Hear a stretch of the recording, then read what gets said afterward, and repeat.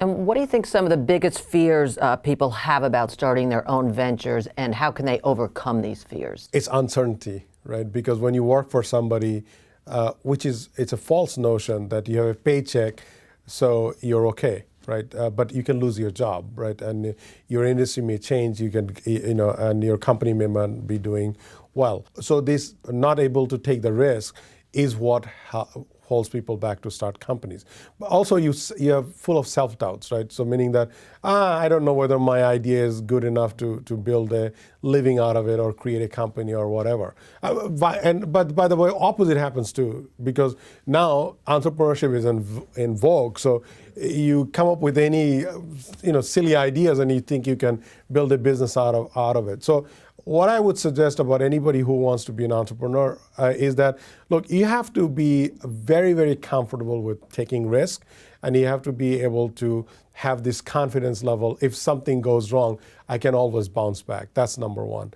Number two is that don't focus on, I'm building a company. Focus on building something that adds value to somebody else, meaning your customer or the audience you want to go after and whatever. And then third thing is that make sure that you have a model, a financial model that allows you to self-sustain, from that offering that you're creating for yourself.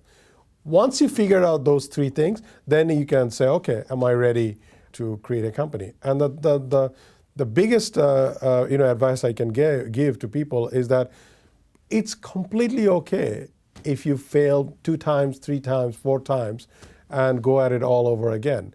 The definition of success is truly upon you, number one, and it's relative, right? So let's say I build a company and I'm making a nice living, and it's really with 3 people. That's a success by in itself.